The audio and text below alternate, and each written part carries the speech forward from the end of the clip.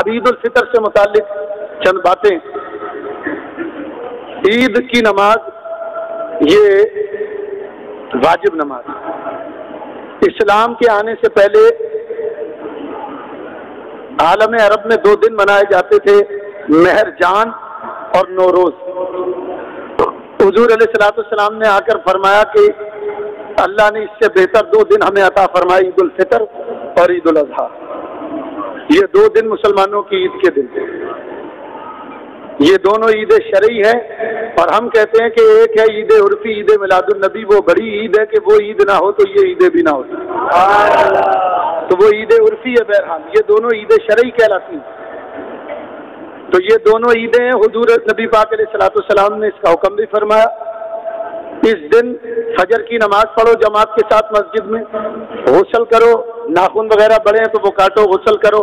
نیا لباس ہو تو ٹھیک ہے، نیا نہ ہو تو صاف لباس پہنو، خوشبو لگاؤ، اور کوئی میٹھی چیز کھا کر نماز عید کے لیے جاؤ. حضور سے کھجور ثابت ہے، طاق آداد میں 3 5 7، تو کھجور استعمال کرو، اسی لیے اس کو میٹھی عید کہتے ہیں، یا کوئی اور میٹھی چیز. امامہ باندھ لو کیونکہ اس کا ثواب زیادہ. فرمایا جو جمعے کی نماز امامہ باندھ کر حضور فرماتے ہیں پڑھے اس کو 70 جمعوں کا ثواب. اور ننگے سر نماز تو ویسے بھی نہیں پڑھنی چاہیے کہ حضور نہا رسول اللہ صلی اللہ علیہ وسلم کشف الراسم بالصلاۃ. حضرت عبداللہ ابن عمر فرماتے ہیں حضور ناراض ہوتے تھے ننگے سر نماز پڑھنے پر.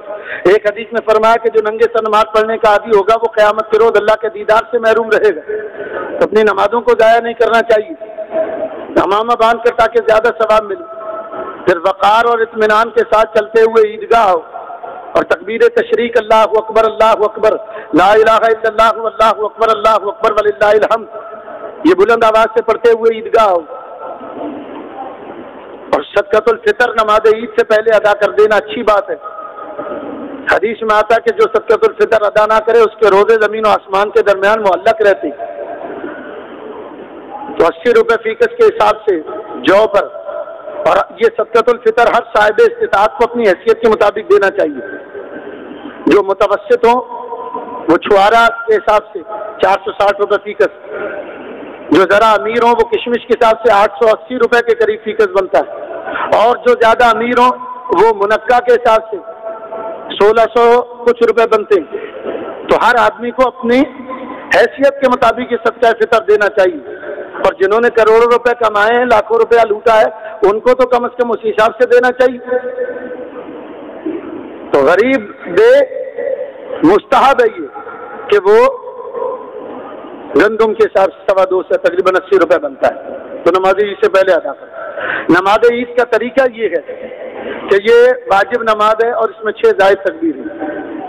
تو نماز عید کے لیے صف بندی ہوگی، اس کے اندر نہ اذان ہے نہ اقامت ہے.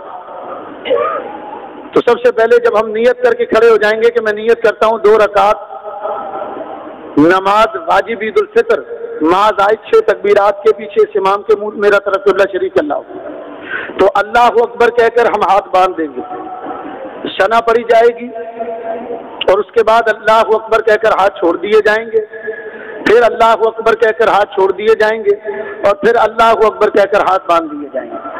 پھر اعوذ باللہ اور بسم اللہ پڑھیں گے، اور پھر امام قرات کرے گا.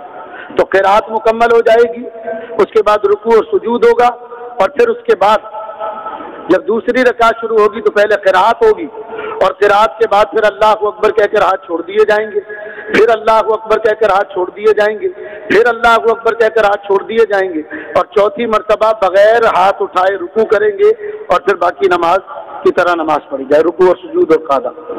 بس اس طرح یاد رکھو کہ جہاں کچھ پڑھنا ہے وہاں ہاتھ باندھے جائیں گے، جہاں پڑھنا نہیں ہے وہاں ہاتھ چھوڑ دینا. تو یہ 6 تکبیریں مکمل ہوگی.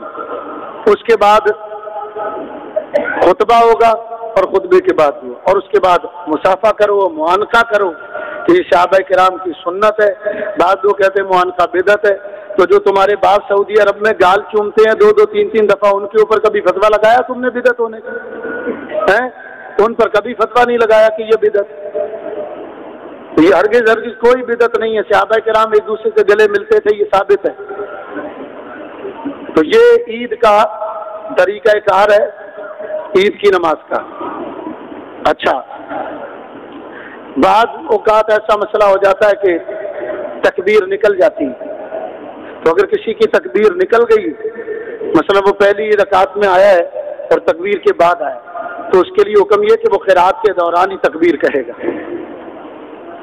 قرات کے تو ہمارے ہاں تو امام کو فالو کرنے کے بجائے ہم مقتدیوں کو فالو کر رہے ہوتے ہیں، ہاتھ باندھے ہوتے ادھر ادھر دیکھتے، برابر والا کیسے کر رہا ہے اور دائیں طرف والا کیسے کر رہا ہے۔